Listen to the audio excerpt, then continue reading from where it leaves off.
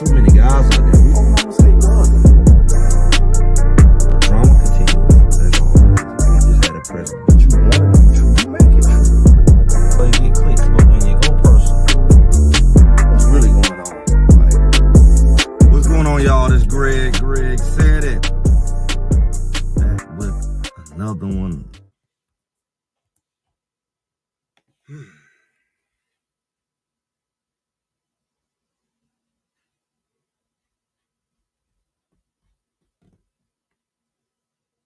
Voila.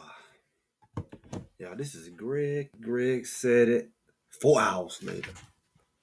And before I hear anything, I heard it. Y'all, I sat there and watched the game yesterday from a hospital slab bed. You know, one of those little side beds, slab. I don't know where they come up with that. That's some straight up penitentiary type thing. Them pads they have, man. Goodness gracious. But so went to the hospital yesterday, early in the morning, and baby Raymond came on through. So I figured I was wondering how I was gonna fall on that Saturday. It's like you want it on a Saturday because it don't interrupt everything that's going on as far as the rest of the week and kids and stuff. But football season's like it worked out. It was on TV. And I said, ain't no better time. What's going on? Than to have that situation when gonna be up all night anyway. So tired as a dog. Really never recovered from the game last week. For the special people who so smart to say that, oh, it's the best thing in the world to play 10 o'clock. It's prime time. Killing the fan base. People can't stay up. It's just not fun. And I've been saying it, and I guess it get hit over the head for some people to realize that ain't cute. But you can make an excuse for that when you're playing like BYU and stuff like that. They can try to make a case they on the other side. They bases on the other side. But it really hurts Coach Prime fan base if people on the East Coast. When it's not like a 10 o'clock game. 8 o'clock game is one thing, but 10 o'clock. There may be 8 out there, but it's 10 over here. So, man, that's rough on the body. And then had a nerve to put it 2 weeks in a row. What's going on? Yeah, it's still Sunday, y'all. I usually be doing my inspiration motivation right now, but got in late, then had to take the kids to a birthday thing, and got here from the hospital super late, honestly. Way later than I expected. I was hoping I can get here by 12, even 1 o'clock. But then got here after 2, so I had to go ahead and take care of some stuff, but I made it. There's no way I wasn't finna not have this conversation. People been hit me on Twitter and stuff like that. No, certain people want to hear this. I saw we were putting it in. Yeah. Last you saw, night. We said night. Look, there's a lot of stuff out here, y'all. Colorado Buffalo fan base, as I always say, is full of some of the best commentary. Depending on what you want, pick your flavor, you know. And we all have or do see these different content creators. So shout out to everybody who's making content. But y'all know what y'all about to get here today. One thing when you come to Greg said it, the B. Watt said I act up on his show. This ain't the act up show. This is the pure truth show. See, I can hookah because pure truth, you know, is like, you know, it's the time and place. This is the time and place on Sunday. This is the place. So when you want that, you come here. I have a good time on Thursday night and do a whole different type thing. But man, what's jokey play after what we saw last night? Not even 24 hours ago. It was something to stay up for. You hear the sarcasm. Yeah, man. You know, there is nothing cute about keeping people up at 10 o'clock. People got a life, man. You know, especially you on the East Coast trying to watch those games. And it's starting out there at 8, stuff like that. I'm surprised they don't try to start them at 10. They have us out here trying to watch at 1. But it's like, it's a rough thing, man. Be up trying to keep everything going. Yeah. What we say? Some off, man. Well, let's get into it. I'm gonna say some heavy stuff. If you ain't really about that life, you might want to leave right now. Cause I tell the truth. I don't tell it from the standpoint I'm a fan, and I sure ain't no hater. But one thing for sure, I've been telling the truth. And if they had to listen to some stuff I've been saying a while back, if they really want to hear and they really want to do something about it, and it's bigger than football. There's some essence of old stuff they could do. True, true. And we give some nuances of that. It's places for that.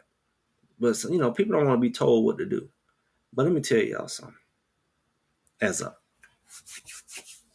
gonna blow your mind with this. So get your minds right. I'm gonna go ahead and blow your minds with this.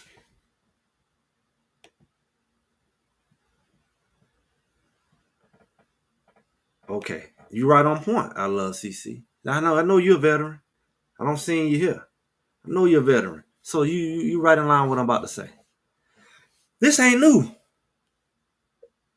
This ain't new.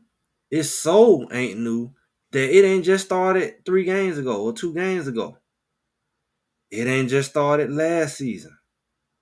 It ain't just started the season before that. I'm gonna tell you something, y'all. I'm finna say something blow y'all minds. Do you hear me?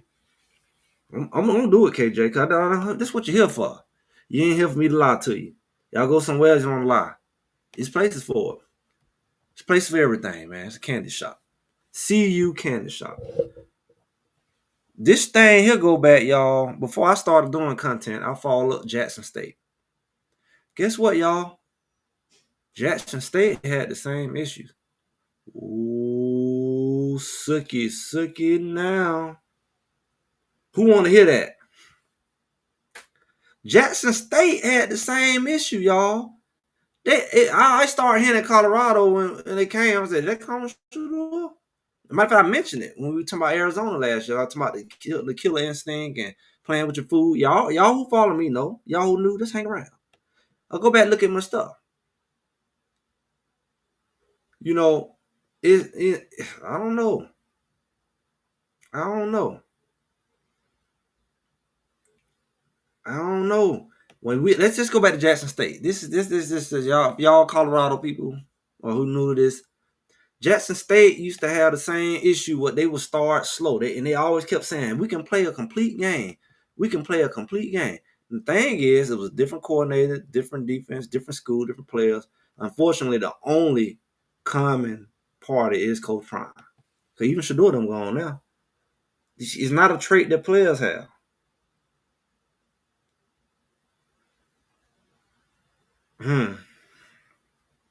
It's him. And I kind of saw it on his face yesterday. Like you watch Lethal Shooter and you say, "I understand." I said it last night or this morning. I said early this morning. I said, "I understand now. I understand now." Yep. Yep. Yep.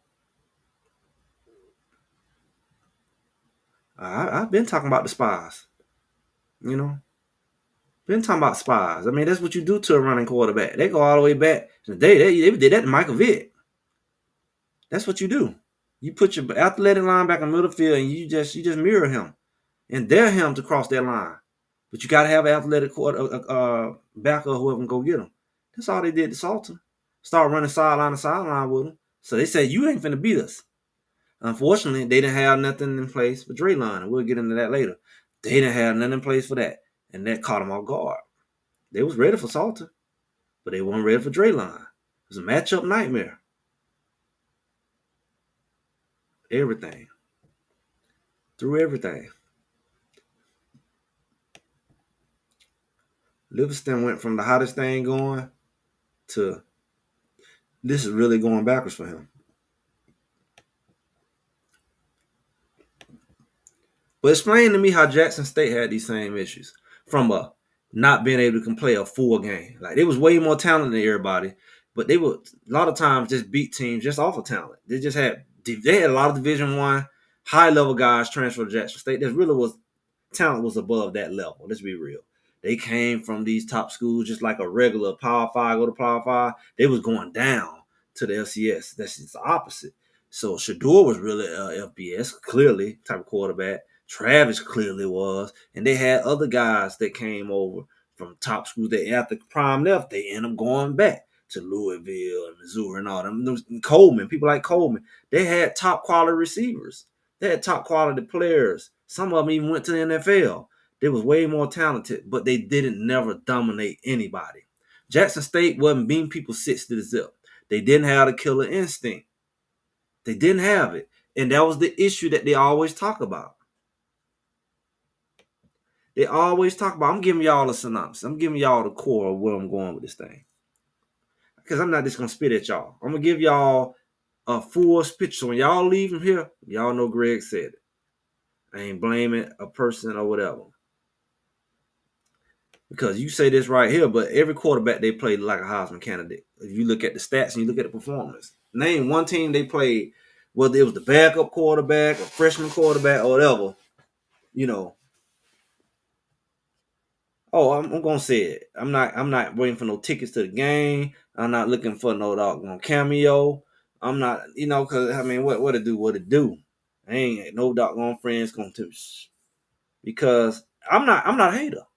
See, I may say what the haters say, but I don't have the same motive. I said with the intent that if y'all are listening to me, which I know y'all are, because y'all don't say it. A lot of things I don't say it, and implemented some things, even when people was hating on it when I said it, like the practice schedule. I know that. It's not a doubt. It's not paranoia. You know, it's theories. But y'all gotta look at the core of this thing.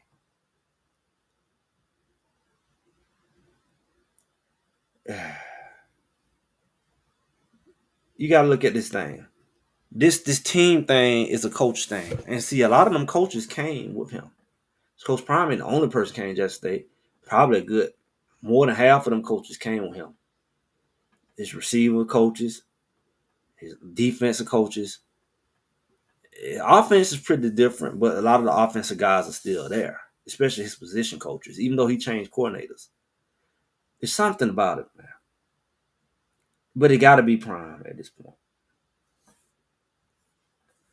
It got to be him, because he would be the one who, like, I'm gonna give you an example. When they say he don't believe in his team when he don't go for 4th-and-1, but everybody go on 4th-and-1, they get it. Everybody go on 4th-and-2 and they get it. You ain't stop nobody. That's almost like when I see a team line on 4th-and-1, I know they're gonna get it, because they don't never get no push in the middle. But Colorado, it's almost like when I see them do it, it's holding their breath. You don't have no confidence in your team, and therefore we don't, from a standpoint of making those gutsy calls, running the fakes, running the 4th down and short, and not punting the ball, not kicking the field goals, going for it. Like, everybody they play at this point have went for a gutsy call. Not saying that they on their side of the field, but every year they're doing it. They going for it when they should. They if Colorado stopped them, it could really mess the game up. And they going for it. Or they do a trick play or whatever, and it works like a good 90% of the time. It's rare that Colorado's stopping these teams. Now, yesterday, BYU, especially in the first part, this is where most of these stats come from, they struggled on 3rd downs. The problem is that they wasn't afraid, and nobody else is afraid to go for the 4th down. They're not afraid because they getting it. Because when they running the ball, outside a few times that Colorado hit them in the mouth, especially in the second half, they getting the yardage they need. If it's 5 yards, it's 7 yards, we seen yesterday. Take off on a 3rd and 17. But that wasn't the first time or the first year that we seen somebody take off when Colorado got their back against the wall and the quarterback run the ball for 20 yards. This has been going on for many, many, many games. So it ain't nothing special that this one quarterback did. It's like every quarterback that's willing to run on Colorado has done that. When Colorado finally stopped them, we seen it at Kansas State. We seen it everywhere where the quarterback was willing to run that ball. He will take off and get a third. If it's 3rd down, they can run it. The quarterback don't even throw the ball. We saw that at North Dakota State. If they want to run the ball, if the quarterback need to get yardage, he is always available to him. Because the people who rushing, They don't maintain gap integrity, and it's always this fool always got these linebackers out of place. They either on the line with the rest of the people who ain't getting no pressure. So that means if he make it through that line, it's nobody at the second level, and all the DB safety he backing up. He 20 yards off the ball and he backing up. DB's running man to man, so they just run them off, and the quarterback always can run 20, 30 yards. I saw them line up in that prevent thing when he made that run. And I just knew, I was like, okay, they're gonna keep him in front of him. They went bad up in the coverage. But we can't say he wasn't throwing the ball on them. We can't say that they didn't have no right to be paranoid. See, what they did was they did what Colorado's supposed to do. So let's rewind that thing. These boys have the same issues that Coach Prime teams are showing to have. No, it ain't just he ain't beat no ranked team. Because that I used to hate hearing it, but it is what it is. Because yep, it's the same team, different players, same mentality. Keep losing these close games or having a game and not being able to finish it. See, let's get into it. There's so much to say. I say Colorado's their own worst enemy. And the biggest flaw is we'll get into that. See, Colorado has an issue with lack of consistency. You see, Colorado has an issue with lack of consistency. What does that look like? This year is starting fast and finishing horrible. Last year it was starting slow and finishing fast for the most part. They had some games they was like, ooh, they started out fast and they'll jump up on you 20, 30 points. But guess what they do? They'll step on the brakes. And what end up happening is the other team, you beat them bad and then the team make a run like they trying to come back, then Colorado pull away. Or it just make the game look closer than what it is stat wise. They'll run for 400 yards, but you'll beat them by 20. But you really should have beat them by 50. That's what Colorado has been doing. If they start off fast, they don't end strong. You ain't seen Colorado yet in Prime's era. You have not seen Colorado yet beat a team 60-0 like you see. The cupcake game, you ain't seen Colorado do that. And you can't say they didn't have the ability to do it. Just like you see Indiana beat the mess out of Illinois. Illinois not sorry, they still ranked and they winning. But Indiana, they get up on you. They did it last year. They beat the mess out of a lot of teams. That's a team that has a killer instinct. That's a team that's driven by the progress of a thing than the results themselves. Meaning, I'm not looking at the scoreboard. If I score 100 touchdowns, I'm gonna score 100 touchdowns because they there. Not because I'm looking at. I don't need 100 touchdowns. I'm looking at the points. Forget the points. I don't care if it's 1,000 points. If I'm gonna score, I'm gonna score. They don't have that mentality. They don't like a Kobe Bryant. How do you score 100 points in the game? How do you do that? A team who ain't not looking at the scoreboard. Yep, they're supposed to finish them off, and they look like it ended different. You've seen that with a lot of games they played. We've seen it with Texas Tech. They jumped out on Texas Tech. They let them play back on around with them. They would have did it with Arizona if Arizona was better. They tried to do it with UCF. The game that they beat. And I get on here, they're like, well, you just trying to say something negative. Be positive. Well, I said your habits are going to catch up with you. Because just because that team didn't come back on you when you start playing with your food, that don't mean that habit not going to catch up with you when you do it to a team like a BYU. We get all of that. So we say stuff like they stalled. Right. No mama mentality. They stalled. But really, I don't know. It's complacency. That is Colorado's biggest flaw, y'all. It's the thing that made me last year go on and off with them. They were talking about just make it to a bowl game. I said, shut up, talking about a bowl game. If you do what you're supposed to do, you're gonna get the bowl game. You shoot for the stars, and if you don't make it, you're gonna get all that anyway. You don't shoot low and then say I'm gonna adjust. I argue with all these so-called experts about that. That's complacency. You can't say I'm gonna make the bowl game. All right, now I'm gonna shift gears, and then because I see I got opportunity, that means you didn't really believe. You was complacent with just having a winning thing.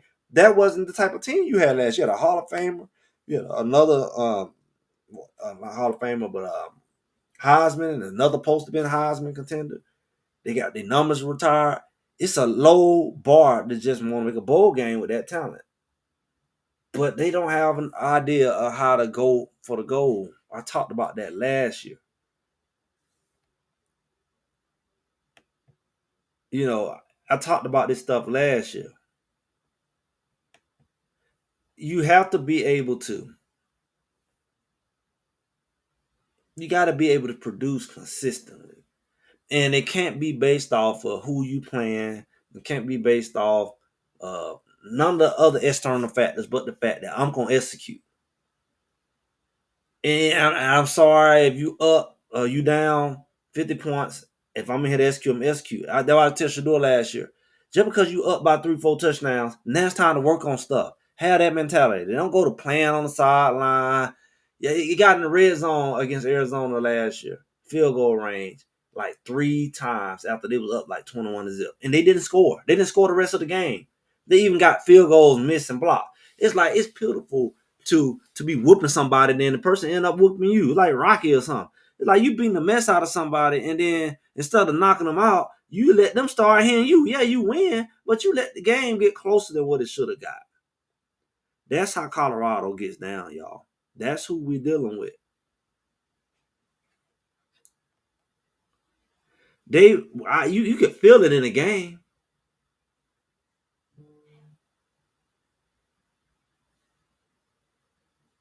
You can feel it in the game when they always get to the point where the game slow down and the intensity and the momentum shift. And it ain't because the other team stopped you. It's all because you just don't have the will to fight no more. This is an issue that Colorado's been having for years. It's not who they play, it's who they are. It's their identity. We can go out. What happened at Stanford 2 years ago? 2 years ago now. Think about it. That was the year before. When they were beating Stanford so bad, 29-0. And they came out of halftime and let Stanford come back and beat them. And that was a important game. That was a conference game. That game really could have been a difference between them and their momentum going to the bowl game that year. That's the kind of team this is. But this team is more talented, right? Coach Prime said it. We all can say it. We know that was a put together team. We know the line was undersized. We know that they didn't have a lot of things that this team has. We know that. We know that they got more weapons at receiver. We know that. But they got the same tendencies on defense, what they call bend don't break. They got the same tackling issues. They got the same linebacker issues. They got the same cornerback issues. The issues with cornerbacks can't cover. And you like, oh, everything and missing tackles, and they got the same issues. Yeah, they can kick the ball in the end zone. They don't have that. Cause then why are you worried about kicking the ball in the end zone? Because you can't tackle. Because they return kickoffs on you because you can't tackle. So you can't tackle issues on defense, and you got it on special teams because it's the same people. And can't tackle issues go back to what we've been talking about, how you practice. So this is not only a player thing because the players are coming and going. It could be 4-8 easy because this year, this conference is probably the most competitive year they've had. Because that first year, yeah, you had USC, they won all that. You didn't play Washington that year, that first year.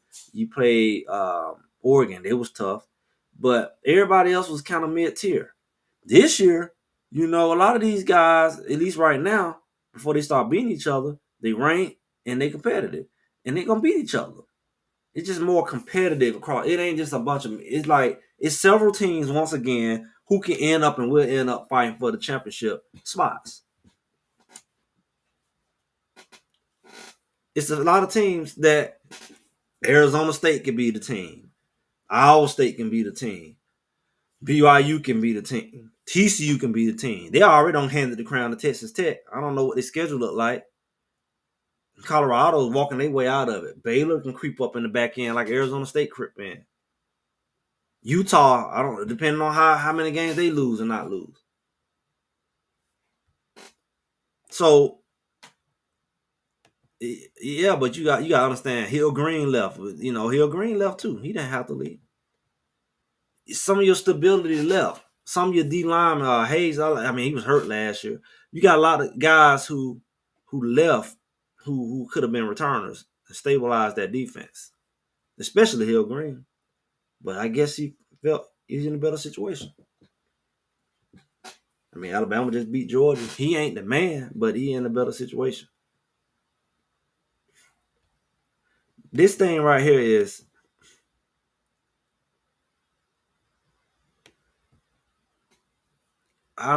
you say situation awareness, right? It goes back to what I said last week. What did I talk about last week? Somebody emailed me. I'm not emailed me, tweeted me, saying, "Here you go, Greg. They played one good quarter of football, just like I talked about last week." And I said, maybe it's the practice schedule. And I said, maybe Colorado got away with it last year because Shador and all them guys were so willing to work outside. We see them down in the pros. They were so willing to put in the work outside of our practice schedule that it made up for it. But they don't want to get to practice but like really 1 hour on the field. And then all the other stuff they do, the meetings and all that, they got to account for that, what you got to do. They only get 4 hours a day and maybe some weights in some of those days. These guys, they ain't getting enough reps somewhere. And they depended on the extra time because they ain't got time to do it as a team because they got to split that little short time with everything else. They depended on them guys to watch film. And Coach Prime always complained about, I see y'all ain't watching film. You ain't going to play. Some of these guys ain't playing. You feel playing because they probably don't watch film. But guess what? He been having that issue every year. So then they go back to your recruiting. They say you get these leftovers, these rejects, or whatever, who supposed to be stars or come to these big programs because you bring them in to a program with certain standards and they're not fitting it. They're not going to class like you expect. You got that standard. They're not watching film. They're not working. You keep have to make comments about they not working hard at practice. I knew how they were practicing. And it's like, darn. Is they still what's wrong with them? Like, why they just can't do what they need to do? They getting paid? What's all the rebellion? They didn't want to be there, they not. That's the kind of caliber of people you're attracting. I don't really hear that from certain programs because the culture is different. But it seems to be a culture. Yeah. There's a lot of key plays, man. It was a lot of key plays. And it was make them key. What makes these plays key is the fact that they all could have interrupted the game. So Colorado had plenty of missed opportunities. To stop the bleeding because they had the lead and BYU wasn't fast to catch up with them.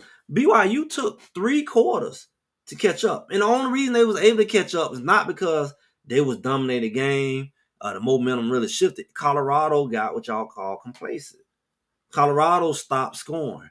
They out of the 8 of the last drives, which about 5 of them was in the second half, so they held the ball longer. But out of all those drives, Colorado was either punting or getting the ball away. They wasn't scoring. They wasn't doing like Houston doing again, field goals. They was not scoring. They scored back-to-back times in the first quarter, and then they didn't do nothing to the late third. Let me pull up these things. Let me pull up these numbers. They didn't do nothing until, I'm going to be accurate. Colorado. So this is when the stats come in for me from a analytical standpoint, right? Colorado versus BYU, right? So on the first page, Colorado scored 14 points. BYU ended up getting a field goal. It was 14-3 in the first quarter. BYU got a touchdown in the second quarter. Colorado got none. So here it is. You go into halftime, 14-10, knowing you're going to get on the ball back. Y'all both scored in the third. So Colorado balanced that thing right back out. So at that point, Colorado's back in control. So here it is, 21-14. 17. Colorado up by 3.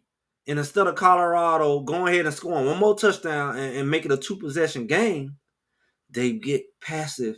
They couldn't figure out how to get one more touchdown. Even though they had the ball, even though they moved the ball, they couldn't figure out all what they did, how to make it one more touchdown. They didn't need to do a field goal because they still would have been what? It was 17 to 21 at that point. So when it's 17 to 21 at that point, a field goal only gave you 6 points, and the touchdown, which they end up scoring, would have still won the game. So them adding another touchdown to Colorado still put Colorado within 3 points.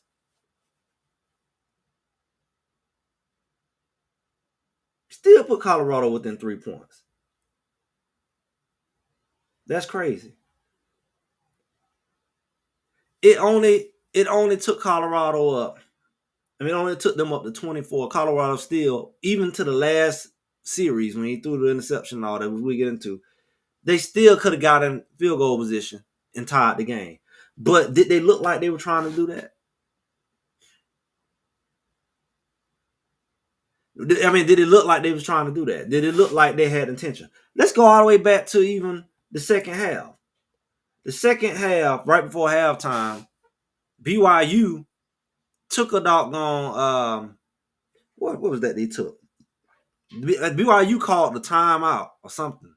Was it the timeout they called? To stop the clock when Colorado was going to be 4th and 3. So it was really like daring Colorado to take a shot, really. A Hail Mary. They was giving you that because even if you missed it, it was the quarter was over, right? The half was over. So even if Colorado had missed that touchdown, they had a chance to launch it, really. Because they dared them. Because they said if Colorado ran the ball right there, they would have stopped them or whatever. That was really, it really wasn't the smartest thing BYU did. It was really risky because they were really challenging Colorado. So Colorado turned right back around and called another timeout as if they was about to do something. And then Salted that step back, and threw it out of bounds. And a lot of people say, oh, that could have turned into a intentional grounding or whatever. Who knows, right? But the point is, they ain't even try to take a shot then. Not only did all the plays leading up to that look complacent, that they say almost threw a pick, but you didn't put nothing in place that looked like we can go down here and score before halftime because we know they're getting the ball back. And right now, it's 14 to 10. We can go ahead and at least be up 17 to 10 or even 21 to 10. They weren't even thinking like that. That's the problem. Do you not get that? That's the problem. How you think. You wasn't even thinking like a winner. You wasn't even thinking like a winner. You was thinking, let's go into halftime. He even said, let's go into halftime and get off the field. Why do you want to get off the field, fool? You need to be trying to get as many points as you can. You ain't scored since the first quarter. And you want to get it off the field at halftime. They finna get the ball back. And then they got the ball back and you stopped them and you still didn't score. You still didn't score. See, looking at these numbers, it was a winnable game because BYU didn't really do much. They just did enough to beat Colorado. And Colorado just wanted to hold on to 14 points. Like they got that kind of defense.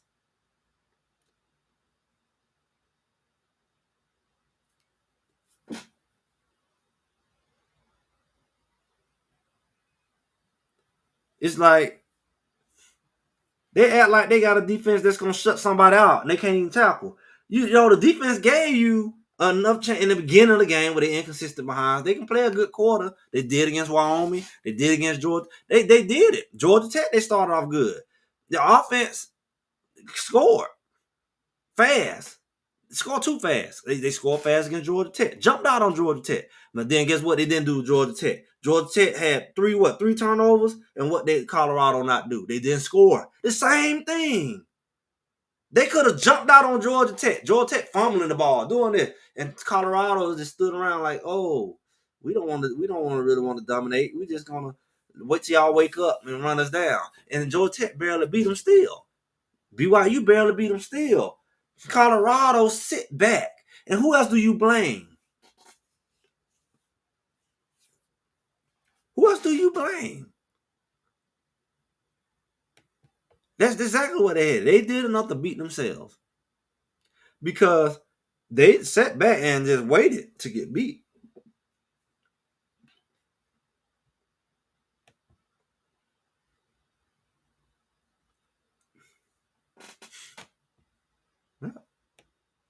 Yeah. Look, good thing. Let's talk about good. Draylon Miller looked good. Those the different looks look good. To the point BYU looked like they was about to get their heads knocked in. They look, I mean, they had no answer for Colorado. Colorado's going up and down the field, up and down the field. It looked like Colorado was about to, anybody else worth for doing, they would have destroyed them. Because BYU had no answer for what Colorado did. But what did Colorado do? They didn't get stopped. They stopped themselves. Okay, let's just preserve the game. Why did they not keep going what they did? If anything, what you would have did is ran the clock out like other teams do to you.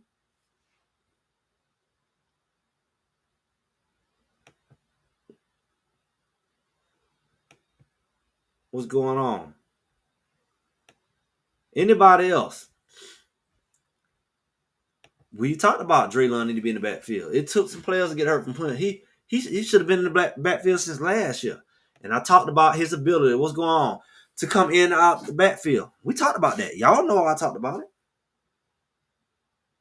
His ability to come in and out of the backfield as a running threat. And he was the starting running back last year as a true freshman. He started the very first game at running back. He didn't start as a receiver.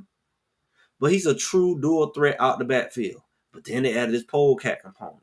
And that's good. That's a matchup nightmare. And they wasn't prepared for it. So that was good. Those good things. It was the start was good. The defense was stopping. They stopped Martin. Martin, what, ran about 50 yards, 60 yards. This big time running back, they stopped him. They stopped him. They, just like how they stopped old boy down in UCF last year. They stopped him. But the offense stopped scoring.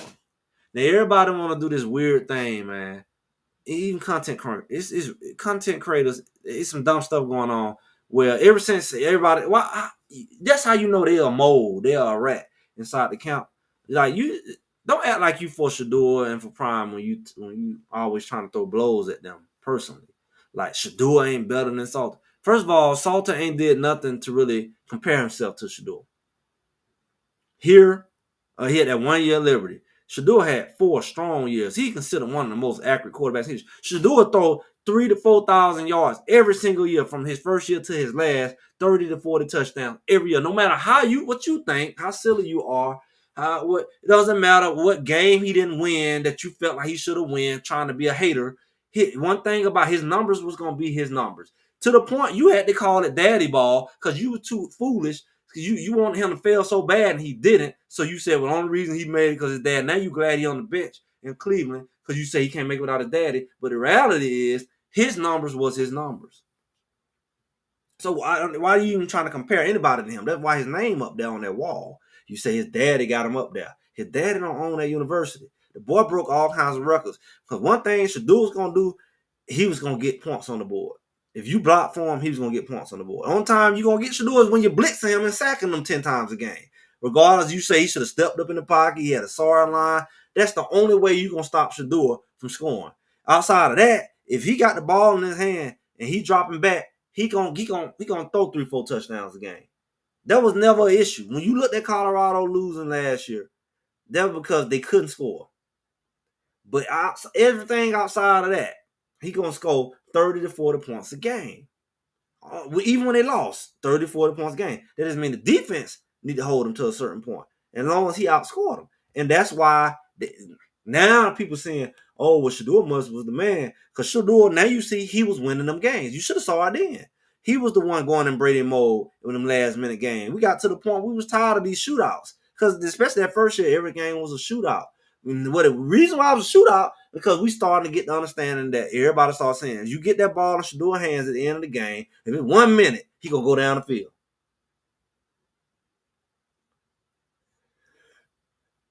I don't know.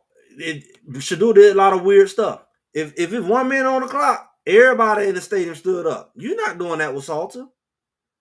Salter just as nonchalant, and he just as He don't look like he got the confidence. He don't move like it. Yeah, they still got the same clock management issues. True. But at least Shador look like shoes. He stepped back. He gonna throw a dime 20 yards downfield. He gonna take a shot. Salter didn't take no shot for whatever reason. Salter didn't take no shot. He didn't take no shots. And so here you is. It's like you got Sincere Brown. It's like having a Travis Hunter on your team and not taking a shot. Like your main guy. You got Amarion Miller. You got guys and you're not taking no shot. And people don't want to say that. They want to say, oh, Shador, is you give Shador the time to throw the ball, it's a fact of what he would do. Now, did he start slow? Yeah. But one thing for sure, if you gave him a minute or two on the clock, you was scared. I don't care who you was. If the game was on the line, 2 minutes on that clock, you was scared for your life. Because one thing Shador finna do, he finna march down the field. And it wasn't a theory. He did it. That's what he was known for. He was like, why he didn't play the whole game like this? Because at the end of the game, he finna run you down.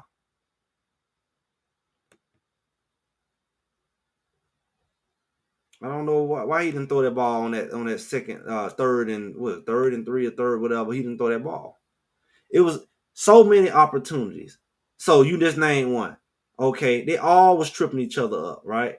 You looking at, okay, Salter didn't throw the ball. We ain't talking about when he took the sack and ran backwards on third or whatever. It probably could have been field goal range. That was a wasted opportunity. When he sat in that pocket and didn't throw the ball, I don't know if he took a sack or whatever. That was a blown opportunity. When we watch him make that run and they say Amarion was holding, that was a blown opportunity. We'll put an asterisk on that.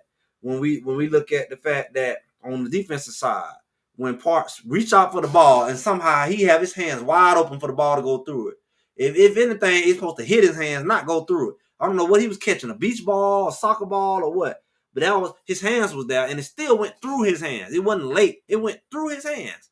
At the very least, he should have knocked the ball down because that was another key possession. That was another, and it turned into a first down. That was an opportunity. It was a lot of opportunities that was missed. That Colorado, when the boy fumbled the ball, and when they snapped the ball to the quarterback and they were slapping it around, and they all was going after the ball. First of all, they should have mollywopped anybody who was standing around so they wouldn't have had a chance. Martin came from over there and got the ball. So somebody slapped. They said it was the quarterback. I thought it was one of the Colorado players tried to slap it away and slap it to Martin. But how y'all all going for the ball? See, that's that dumb stuff. It's like when you're doing a onside kick. Everybody don't go for the ball, fool. Somebody got to make sure the other man don't get it. They don't think like a team. They think like a bunch of kids who learn football from a PlayStation. They don't have a team mentality. Well, we say if he had a turned around, would have been a pick. I've done that before when I was younger. I've done that before. The ball in the air so long, and he like Superman. He run around like Superman. Airplane. Now, this is a problem that they ain't practicing right, because usually when you definitely some raggedy football. Usually when you have DBs, you have a call. Ski, something. The DB was running over there. Usually, with the ball in the air, they can have some kind of communication, and to turn around because it was a guy coming over top. And all the running back did was turn around and run back into him. Yeah. How many times you seen Colorado not get that call when they trying to come back? That's how they lost to Kansas State last year. When Shador threw the ball up to Will Shepherd, and the dude actually ran into Will Shepherd. You maybe should have said Will Shepherd should try to come back into the ball a little more. Absolutely backyard football because they look like they don't practice together.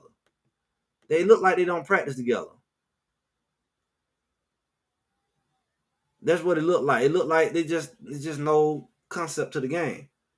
So those were all missed opportunities. But I think worse than everything, since we had the bad, we really transitioned to the ugly. They was passive before halftime. They had missed opportunities. They stopped scoring like last 7 out of 8 drives. And there's another inconsistent week. But this is another thing that I don't. Again, You blame it on Mikey not blocking, even though he was a top performer. They didn't show Mikey no love. They should have gave him a scholarship. He was the most productive guy on the team that year. He could have went and put on some weight. They could have kept him. They do the weird thing about keeping the wrong people and running off the wrong people. I don't know how they like certain people and don't like certain people. I don't know what's the standard for that. They didn't say Mikey was a good guy. All he wanted was a scholarship. They let guys go like that who hard work. You ain't went and got no tight end no better. You don't ran off multiple tight ends since then. Mikey was a converted receiver. It's okay to have a smaller. Go get you a big one. You should have kept that guy because he was productive. 37U. So then you look at penalties at all around times. I don't know how to feel about this, y'all. Because I'm the one who's been telling y'all for 2, now going on 3 years, about these refs gonna call crap. So on one end, it goes back to what I said. How does Coach Prime be the guy who he is? And I see you can go recruit DBs, and I hear you ain't doing the trenches because that ain't your thing, or you know, that ain't what you're known for. I don't get how the greatest DB of all time can't recruit DBs. Like, out of all things, you got all those NFL guys over there in the DB room. You got Coach Prime, you got Mathis, and you got Livingston. And you go get the most garbage DBs all 3 years. You can't get 2 good DBs. Travis Hunter spoiled you because you had him here. And then you went and got McKinney, and that was your strongest year. But then you had Hood, and you let him leave knowing Travis was leaving. Somebody should have had some dinner, some conversation, or something. People rumor they ran him out. Some people rumor he left on his own. Some people say his money. Forget all that. They should have made sure the boy came out here for a reason. He came out here for a reason. It should have been a conversation had every intention possible. But it's almost as if they were like, well, forget you. You want to leave? They like they weren't willing to beg. They weren't willing to beg. They weren't willing to show him his value. They was the one to be prideful. And they let that boy go as if they was gonna find somebody else. They treated him like he was like if Travis was leaving, they would have fought for him. But they didn't fight for Hood. They act like he was a scrub. He wasn't a scrub there, and he ain't a scrub where he at. So now you leave a huge gaping hole. And you had a player there. You leave a huge gaping hole in your defense that you ain't filled yet. And you didn't fill it your first year when you had Kamani and Cooper. You had all them guys over there. And you had Travis, your one DB. You couldn't figure out to get one more. Now you have McKinney, and you can't figure out to get one more guy. All your recruiting, all these guys, two-way guys, all these two-position guys, you can't figure out how to cover nobody.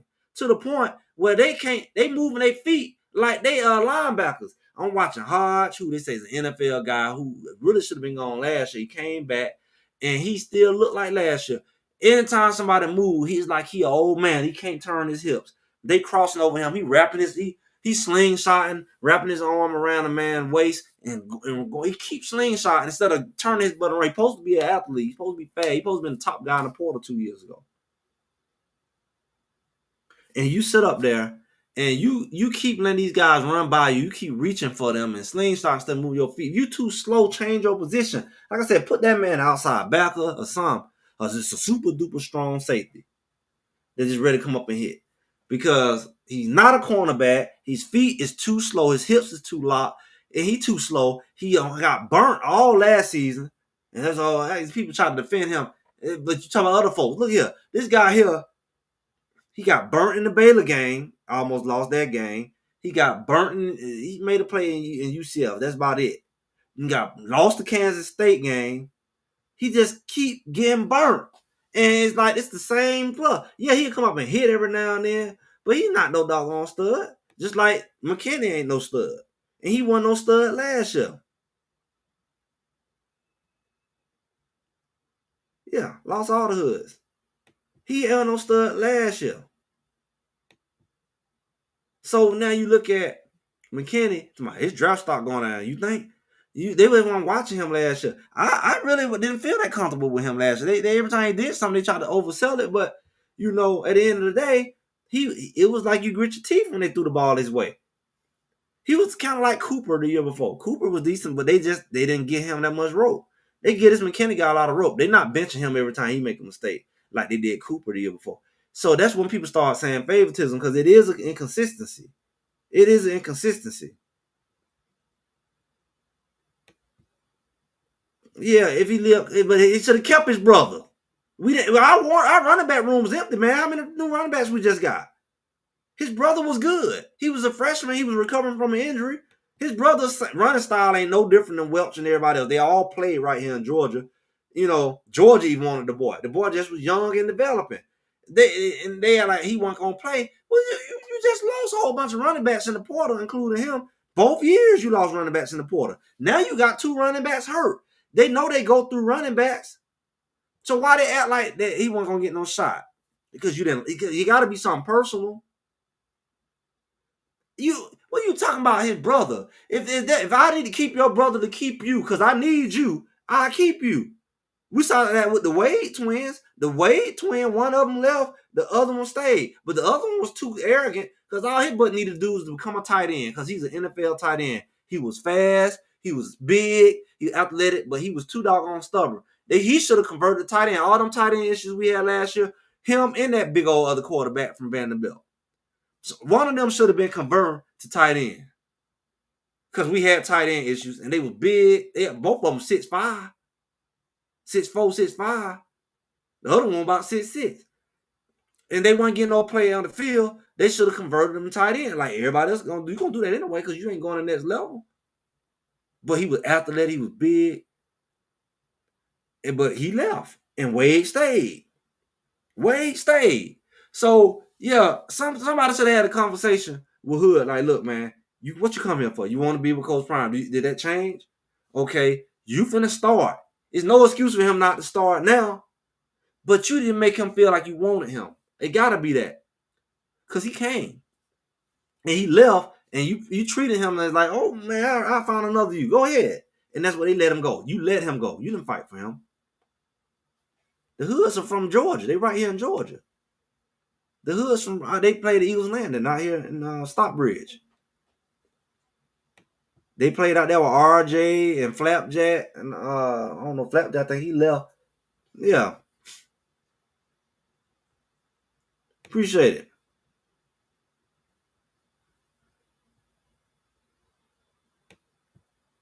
DJ was never like that to me, man. He was never a lockdown corner. They kept saying first round. He ain't no first round. He'd be lucky to make the third and fourth round. He's just a bigger corner, but he's never been like a Travis as far as just locking stuff down. So how do y'all assign a first round to him? Well, see, doggone Hood was an animal, man. He was body slamming people, locking down first round draft picks. He had to prove himself. He was getting interceptions when he did get in the game. He was physical, and he wasn't getting burnt. All the other ones was getting burnt. Hood went out there getting burnt. He already showing you what he can do. But it was something about him that they didn't like. It gotta be. Because they wasn't like, it tripped me out when people like people. They overlook everything. They didn't got nothing bad to say about them. When somebody don't like, they can sneeze. That's true. Get out of here. They don't like them. They ready to bench him as soon as he slipped. They don't have no mercy. Coach Prime do that with certain players. And other players, like, why they get so many chances? And you leave room for people to say, absolutely, man. Especially after Shador and all, Jimmy and all, there's no way he gets to go that high. I don't know, man. I thought they supposed to have 2 3-bit tight ends came in here this year, offseason. I don't know what happened. They supposed to have a freshman, big old animal tight end. They supposed to have a huge tight end room. I don't know what, they so secretive stuff be going on. But I'm going to tell y'all, man. Yep. Yeah, but they wanted McKinney to play. And that's what they screwed up at. If they had to put Hood out there instead of McKinney, then because Hood is the true first round pick. Truth be known. He actually going to go first round. McKinney ain't nowhere near on the level as Hood. So instead of favoring McKinney like he did, I like this big tall DB, he put Hood as a third string cornerback. And the only reason Hood got in because Travis got hurt. So they showed favor then. Hood was the better DB. Then when they act like they barely wanted to play him, he got in there, made big plays at Kansas State. He should have been the one in the game instead of Hodge. And Hodge got his butt toasted when he slow behind. And that's how they lost that game to me. That's how they lost to Kansas State to me. But this guy was recruited though, man. I'm trying to see how you the top DB in the world and you can't recruit these guys. You if anything, you should be good at recruiting. It should be that because that's your position. If anybody you should be able to develop, it should be that because that's your position. That's where your expertise is at. But back to these penalties. These boys got those penalties. And this don't happen. It had to been on every week. It's definitely been in the last few weeks. Wyoming, how did they get all the way down the field? And when I said that, I said this crap here is not going to work. Because what happened when you play somebody who actually going to be able to take advantage of it? How are they? Georgia Tech moving the ball? Yeah, Georgia Tech making mistakes, but every time they stop Georgia Tech, what happened? A third down penalty. And I said this last week. I said somebody need to do the research. All these gurus out here and tell me how many times have Colorado got third down penalties? Matter of fact, you can go all the way back to the first year because that always was the issue. Every time Colorado made a stop, they called some kind of pass interference, some kind of roughing the passer, some kind of holding. Go all the way back to the first year. This is a deeper issue to me because it's just too much. Like it's not. How does that happen? It's not by mistake that you get in all these close games. And even with Travis, he'd be shuffling and pushing people. They slam him all down at the play, and he'd push them back. Penalty. That's how they lost to Stanford.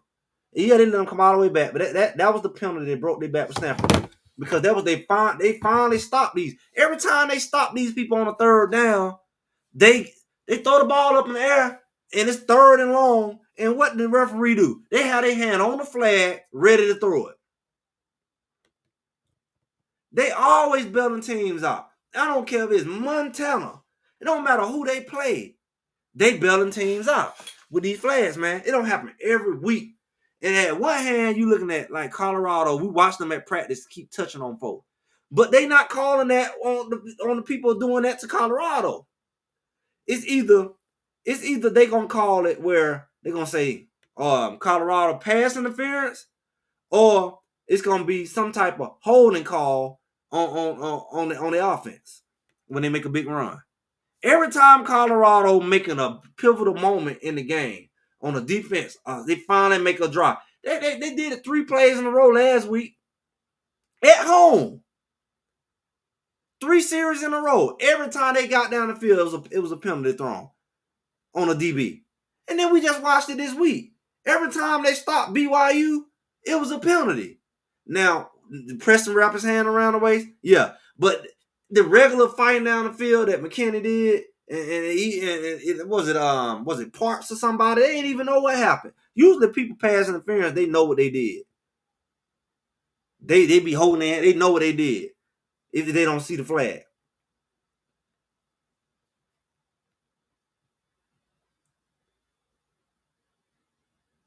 Yeah, they got missed opportunities, but it's like this. It ain't a coincidence that every time, look, hey man, we already acknowledge what they doing, but don't be foolish. If you can't comprehend, that's your problem now. Because yeah, I see you suck, but it's not a coincidence. It ain't that much sucking in the world that every time you make a stop, you get a penalty for 3 years. So say that it's 3 different teams, different coordinators, and every time CU is in a game that's close, they getting third down penalties. And we watching the game, sir. We watching the game. And we watching it like, what kind of penalty is that? Because they not calling these penalties both ways. They not calling it on CU to get an extra chance. They're not giving CU extra chances. And let me tell you something about those type of penalties. They call it letting them play. Let them play. Let them play. If you can always call. That's one of them penalties you can always call. You can always call a pass interference because they always touching each other. You can always call holding on the line. I watched guys hold out on, they did have our linemen like this right in the middle of the field trying to make a tackle. They don't call them penalties. The DBs are always doing like this. Every time they turn the corner over there to McKinney, is that superior blockers? Cause that looked like way more of a hold than what Amarion did with the man right in front of him. The man one, he extended his hands. That's what they tell you don't do. That's skill. But he had his hands extended. That man wasn't getting to that play. But that's how they block. That's how the linemen block our men all the time. Their hands be extended. And our linemen be doing all this. And they be having like that from the inside. They said, as long as you don't have your hand, make up the freaking mind what the rules are. Make up the rules. Because I heard that as long as you got the man right here, because that case, they hold our freaking lineman every play. But they say as long as the hands ain't on the outside. Mario hands was right here straight in the man's chest. And they called the penalty. He didn't have his hands around him. He didn't have no jersey. And that was the be a touchdown. And they threw it because they thought it was going to be a touchdown, even though Salter didn't get the touchdown. But it probably would have led to a touchdown. It definitely would have took more time off the clock. That drive led to a punt, which let the other team score. They took that back from Colorado. How many callbacks have they done against teams that Colorado play? Did BYU get any long plays called back? See, how does it comes to the point where you got to question, how is all the big plays penalized on Colorado when the game on the line? Show me anybody they played that had a major play that interrupted them. Whether they Colorado won or lost. Show me. The other teams, they don't get no major calls that disrupt them from winning.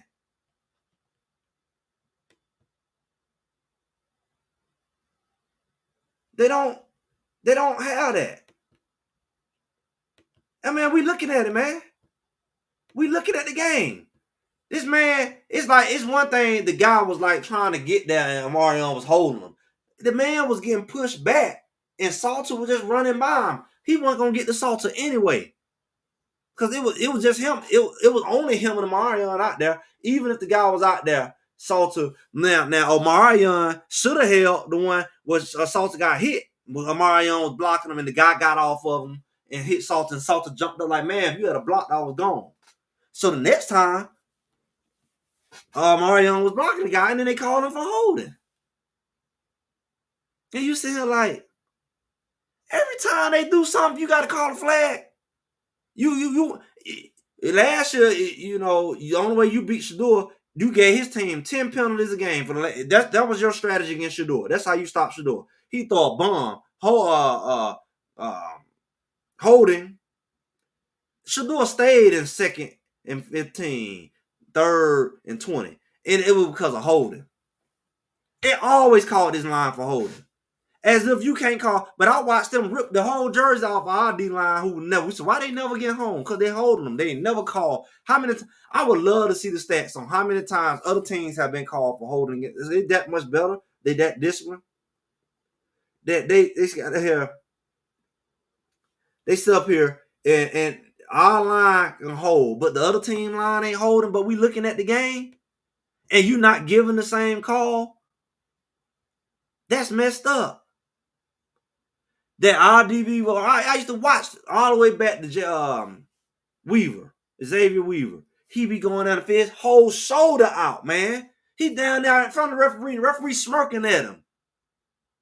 The man don't put his whole jersey off, and the referee smirking at him, ain't gonna throw no flag. But as soon as we stop somebody on 3rd and 16, and they put them in field goal position, and Colorado lose by a field goal, or the team end up scoring. That was every week. That's how Colorado actually got 4-8 geniuses. We love to talk about how much they suck. They sucked and they still could have won. Colorado sucked and they still could have beat BYU. That's the problem. You say they suck, but they only lost by a touchdown. No, a field goal. And they suck. They only lost to Georgia Tech by a touchdown. But they suck. Say the suck crap. You suck. Like that ain't logical thinking. The reality is, them penalties, yeah, they got the same amount of penalties. But all your penalties came from when you actually jumped outside, false start, They calling our penalties on 3rd down and long pass interference. They hand fight. Pass interference. You call them 3-4 pass interferences a game, and all of them on 3rd down. What's the odds of that? What's the odds of that? Especially if I'm telling you this happens every year. All the games that they lost with penalties was when they lost to UCLA that first year. Penalties. When they lost to Arizona that first year, penalties. When they lost to Oregon State, all them games, they lost 4 of them games based off of penalties. When they lost to Utah that first year, what were they calling? Travis stepped out of bounds. This, that. They taking stuff from Colorado to make them lose. That's how they was beating them. Penalties and making bad calls. But you ain't seeing that from the other team. The other team ain't losing to Colorado. Shedeur had to go straight Brady mode to come back. He had to go all the way down the field, hit flips, jump through flames, and through penalties and all to win them games. People body slamming them after the play. They sit up there watching it. They ain't calling no roughing the passer unless he darn near get killed. And you sit up there and you ain't called none of that crap. But soon as Colorado got bumping to the guy after a long pass, incompletion, they throw the ball a mile over their head. And they going after the guy and they bumping. Roughing the passer. We seen it. Them first couple years, roughing the passer. They can finally get off the field. They act like she tried to kill him. And they got it, he just fall out. Roughing the passer. That's how Colorado was losing games. But these geniuses, you just a hater. You're a loser. I'm not here to be a hater. I'm here to say, yeah, they made mistakes. They make a lot of doggone mistakes. Enough mistakes for y'all to have the right to be like, I'm tired of these fools. But it's also some other weird stuff that's been going on that ain't got to do with them. How's every week they taking teams all the way down the field off of penalties? I mean, name a week it ain't happen. Maybe Houston? They go right down the field. They just took this team down the field. They took Wyoming down the field. It don't matter if Colorado lost or not. We watched it. Delaware. They take the teams down the field on penalties, man. You stop them in 20-yard, 15-yard penalty, automatic first down. It's third and long. And we wonder why our defense be tired, can't get off the field. You wonder why the other team got possession so long. You giving them first downs on questionable calls back to back. Every time they get to third down, everybody look like they finna call a penalty. You looking for the flag. That shouldn't be. And what other game you see that? Now you see weird stuff. Y'all are called from somebody else. Like when that dude jumped a mile off sides against Georgia Tech. Georgia Tech posted a loss. Referees helped them. Because they clearly have somebody they want to win. They did it with Miami last year. I talk about with Cam Ward all the time. How they supposed to lost a few games. But then they just fills it out. But they wanted Miami to go to the championship with this whole this little narrative, they little rinkety behind was going. They controlling this crap. The dude jumped all the way. Not only did he go in the neutral zone, he went all the way to the other side where he was almost side by side the man. Was it a tackle or a tight end? Was that he was parallel? He didn't just peek across the line. He jumped all the way across till he might as well been lined up. They did not throw a flag. So the guy just took the ball and threw it up. And what happened? Interception or something. It supposed to be a free play. And that's how Georgia Tech beat Wake Forest, because Georgia Tech supposed to loss. But they want Georgia Tech to be undefeated, man. So y'all can sit here and tell me that these folks is not in on this stuff, because these calls they be doing be one-sided. No, it ain't just Colorado. You can tell they got something going on. They orchestrating this thing. Because Georgia Tech supposed to lost. But you gonna act like they lost because they won because they were better. You a lie. It was a late call. It's gonna be a call or a no call. It's either gonna be a no call that should have been called, that should have killed the game. That's supposed to be offside, and Wake Forest could have just ran the clock out. But because they didn't call that, Georgia Tech was able to get the ball back. And that's how Colorado been losing for years. They can call a hold on every play, man. They can call pass interference on every play. The way they let people bump up on each other and body slam each other with the ball in the air. How do you choose to make certain calls? Who are you, God? How do you choose to say, I'm going to let this call go by, but a less egregious call, I'm not going to call it? Or I'm going to let this guy run through his chest and I ain't going to call it like how Shepard did it at Kansas State last year. Bobby Boucher with the ball in the air, with the game on the line, third down, game on the line. And they sit up there and let that man, he didn't turn around. He ran through Shepard's chest. They said Shepard should try to come back more. He tackled him. They didn't throw a flag. But now you can let a guy doggone just do like this, which is a face guard, which they should throw it every time, but they don't. They don't call face guard. Plus, the ball wasn't even reachable. When French did that, that ball was way up high. He wasn't even going to get that ball. It's not like the ball hit the back of the French head and he blocked him from getting to the ball. But they call it when they want. And they call multiple pass interferences in that possession that messed up the game. That gave BYU hope. And I said that when they kept doing that crap to Wyoming, I said that's the kind of crap that make you lose a close game. And just because you stuff that you okay with it having Wyoming until it's a game where you can't afford it. It's like they be practicing, getting you used to that crap. Because you march Wyoming all the way downfield, even though they want a threat. You march them a good 50, 60 yards down the field off of penalties and long. Every time Colorado stopped them, 3rd and long, you threw a flag. And it's like you're doing this every week. And nobody's saying nothing. That's what reminds me of first year.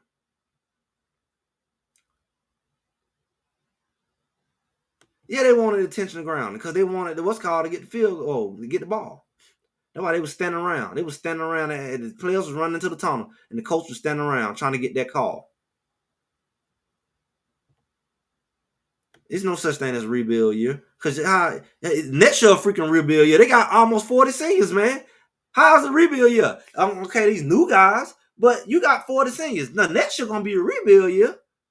How are you rebuilding with 40? You got more seniors than most teams.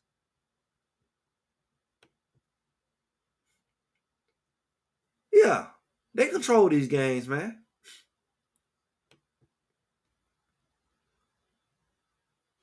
They don't call face guards on other teams. I have the nerve to watch other games and see, dang, they ain't call that. I got this touch the guy. These guys be ball in the air, and they just say, the commentators be like, yeah, they letting them play out there. Letting them play.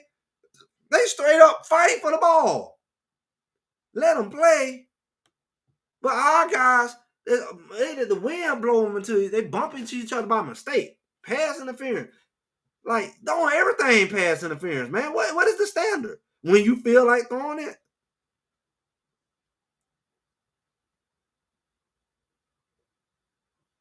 Man, they doing some weird stuff, man. And,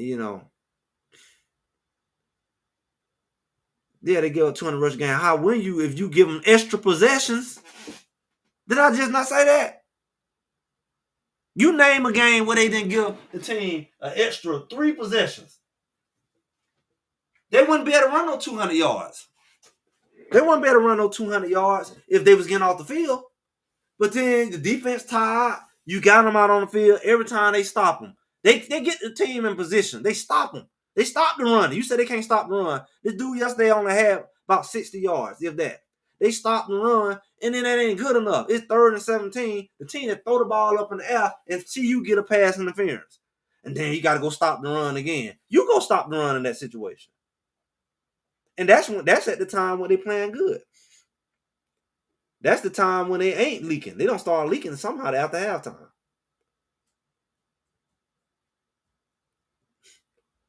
So the penalty thing, you're not going on about that. Now the timeouts at the end. I really see the penalties at the end. The timeouts at the end of the game. I don't agree with Coach Prime. That's nonsense. Just like I didn't agree with him not using the penalties before. I ain't had a chance to use them. Then he say, well, we won it, and then people repeating it. We won it in position to use it. When that boy had the ball, it was like 20, 30 seconds left, and they kept watching the clock run out, and you got 2 timeouts. They should have used the timeout while they were rushing to the line. That boy was rushing. That's why he threw the interception. They should have took a timeout to put an effective play in to at least get them in field goal range or close to field goal range. Even if it was get closer, get down there, hand the ball off, get in the middle of the field to kick a field goal to have a chance to tie the game. But instead, you got your quarterback in scramble drill. Not scramble drill, but, it ain't even tempo. Y'all rushing to the line like you ain't got 2 timeouts in your pocket. And the clock that's going down, you need every bit of that clock just in case something go wrong. You already didn't choose to use it before the 2-minute warning, so you could have had 2 timeouts. You could have got 2 for 1 with that. If you had to call the timeout at 2:15 seconds, and then you won't get that. They said you should have used one then, but you didn't. So I say, cool. But now it's a minute, less than a minute, and you holding on to the timeouts, and y'all running to the line Y'all ain't finna spike it on that. Y'all finna run a play. And then you rush a play and your people ain't going where they need to be. And then you get out there and you sling. He's throwing this yo-yo underhand sidearm throw and throw an interception. That wouldn't have happened if you had to call timeout. One, you would have, hey, you gave your line a time to rest. Timeout. You let them get their breath back. This is too important for them to be tired. You got it like they ain't got no timeouts.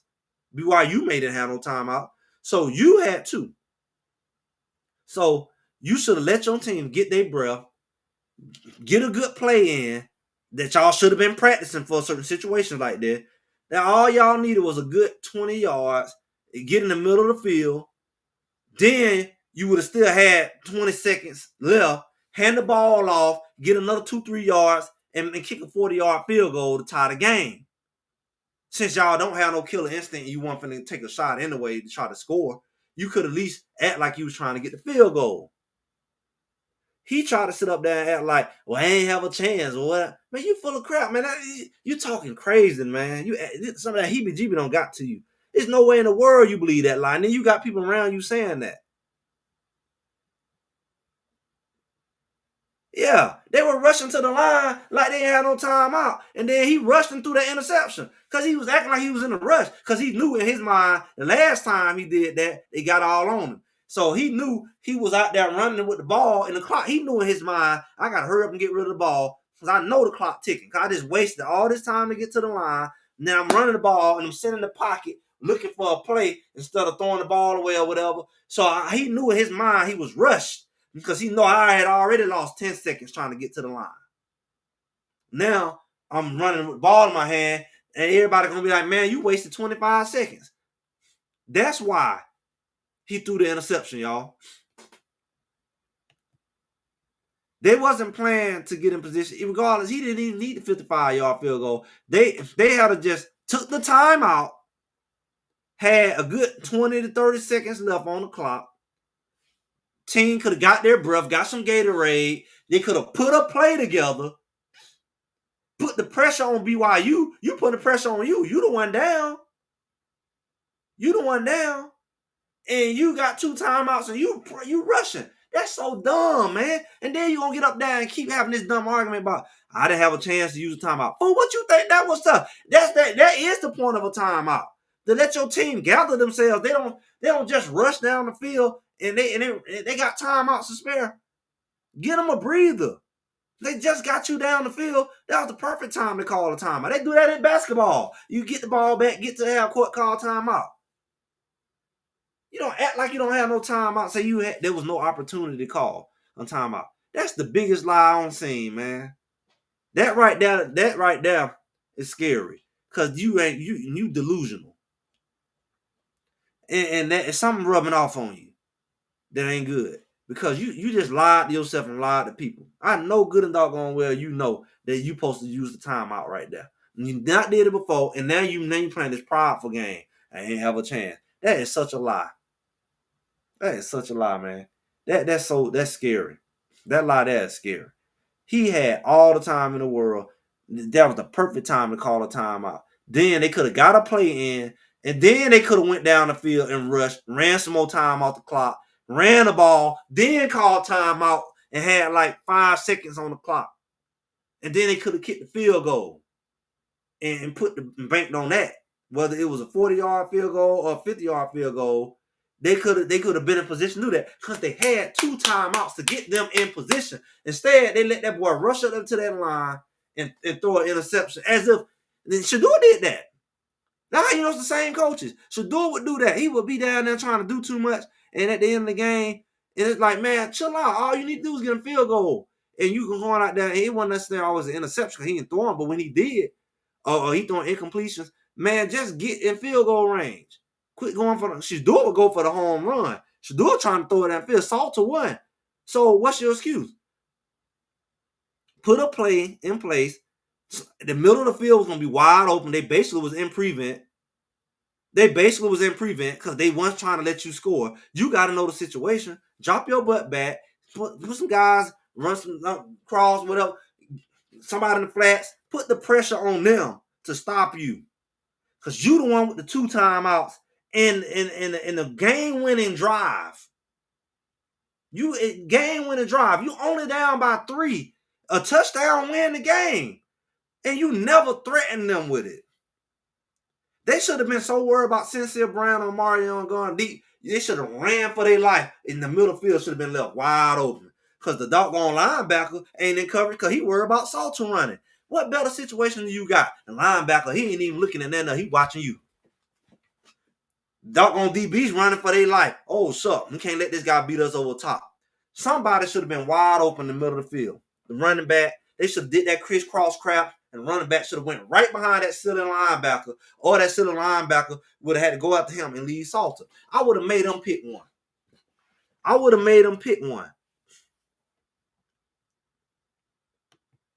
I would have made that linebacker pick one. You going to watch me or this running back?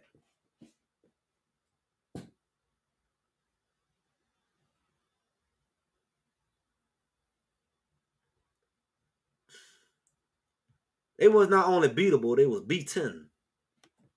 See, that's the problem. They ain't beatable. They weren't beatable. They were beat. They had no answer. He gets to the point where the haters been saying it, and boy, he falling right in their hands. One pass is Sincere. You never threaten them to go deep, so everybody can just stay and keep everything in front of them. Boy, if anything, y'all should have did at halftime and at the end of the game is run them deep. Run them deep. Run everybody off so you can get to the middle of the field and get your first down. It's either y'all gonna let us get this first down or y'all gonna give up the touchdown. That's what they should have threatened them with. He hiked the ball and immediately started running sideways.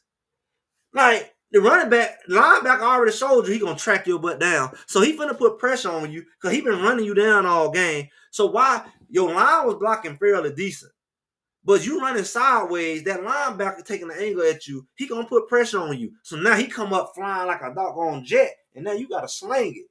Instead of staying your butt back in the pocket, make his butt drop into coverage, put the pressure on the defense.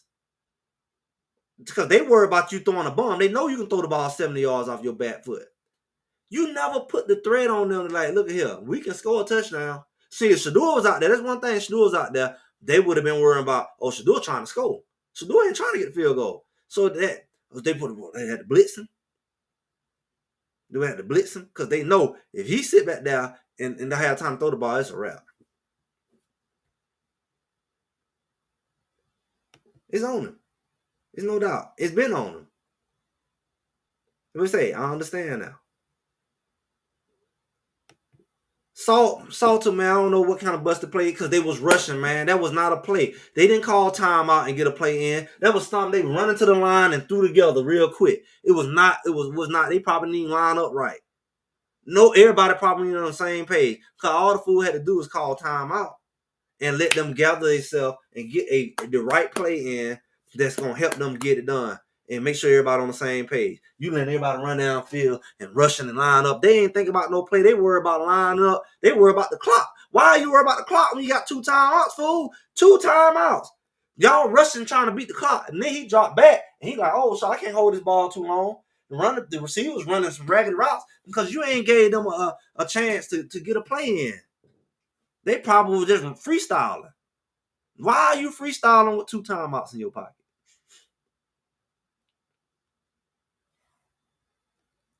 That wasn't even assuming a thing at that point because they just was lining up. They never had a chance to get a play in. It was like 2-minute drill. But you in 2-minute drill with 2 timeouts.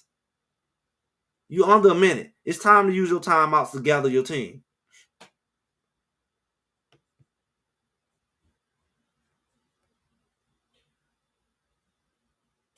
Some.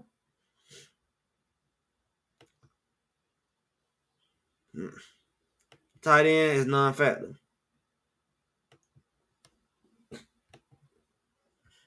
Salter wasn't throwing the ball downfield. But they went at halftime and I don't know what they discussed.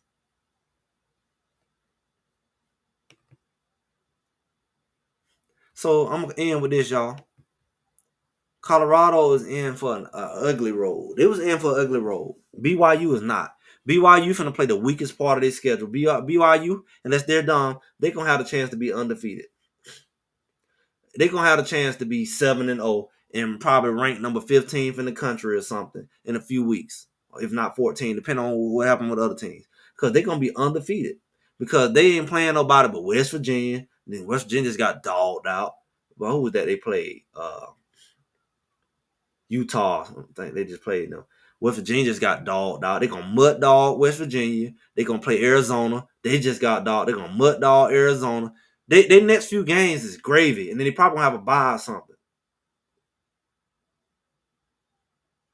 You know, yet Colorado got to play BYU, TCU, Iowa State, Utah. They got to play the worst teams while they playing their worst.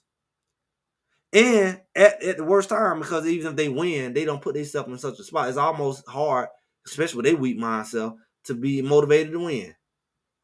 Because they don't pretty much shot themselves in the foot. Because they literally can't lose no more games. Even if they win it all, depending on how Texas Tech and all them play, it could be a head to head. It could be BYU and Texas Tech somebody playing because you don't set up down and lost to BYU. So you got to be careful who you lose to. Because if it's a head to head, I already just told you BYU have a chance to be undefeated, well past the halfway point in the season. So they can have games to spare, and they got head to head over you. You could have just put them in a position where they had the heat on them, and then that Houston game wouldn't have mattered as much because it would have been balanced. A one-loss team, one-loss team, one-loss team, one-loss team. Now you just joined the two-loss team. Y'all over there.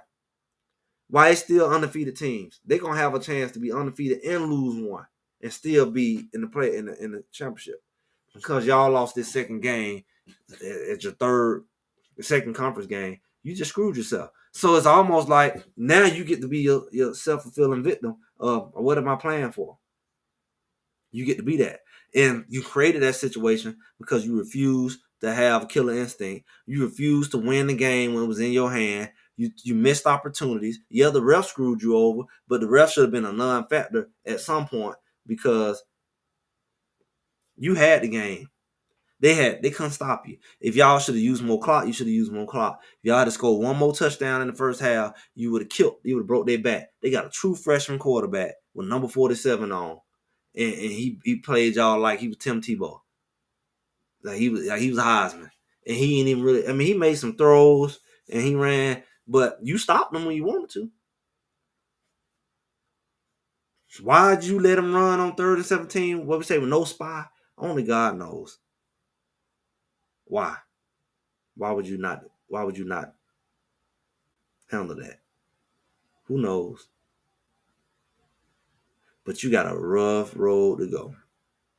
You didn't get the weak schedule this year. You got to play all the big boys. Then you got to go on the back end. Yeah, you're going to play at West Virginia. Yeah, you're going to play Arizona. But then you got to finish on the back end with Arizona State and Kansas State feel like they can whoop you. They got a running quarterback. Everybody got a running quarterback. That's the problem. Utah got a running quarterback. TCU definitely got a running quarterback. Iowa State definitely got a running quarterback. And that's why I was telling these silly people, oh, this is the best team you're going to play. You a lie. Georgia Tech is not the best team they're going to play. If anything, it is a carbon copy, a replica is exactly what they're going to face the rest of the year when it comes to these running quarterbacks. And everybody on played since then have ran all over. Even the sorry quarterbacks, even quarterbacks who didn't run the ball, ran the ball on Colorado because Colorado refused to make the dumb adjustment to their defense to stop the run. And that's their silly coordinator, as much as it is the players. Because your defense that you run could put you in a better position to stop a running quarterback instead of being prideful. So now you're in a situation where everybody finna run all over you. And if you ain't stop one, you stop none. And that's the reality. And Big 12 has always been a running back and quarterback, running quarterback led conference. Since I remember. You know, they not big on pass. People say, oh, they pass ball. Yeah, they got running backs, man. And they got running quarterbacks. And they throw a little bit. But they runs the ball. And if you can't tackle, you're going to lose. And they ain't the only one that can't tackle. That's how they practicing these days. But that's a real issue. Y'all, I'm going to let it go with that. With overtime. Just want to say that. I'm tired as a dissolve. You hear me? I ain't even try to tell you how much sleep I had or how much I'm gonna get. But I had to get this into y'all. Appreciate y'all coming through this. Greg said it. Make sure y'all like, share, subscribe, comment, and I'll be talking to y'all soon.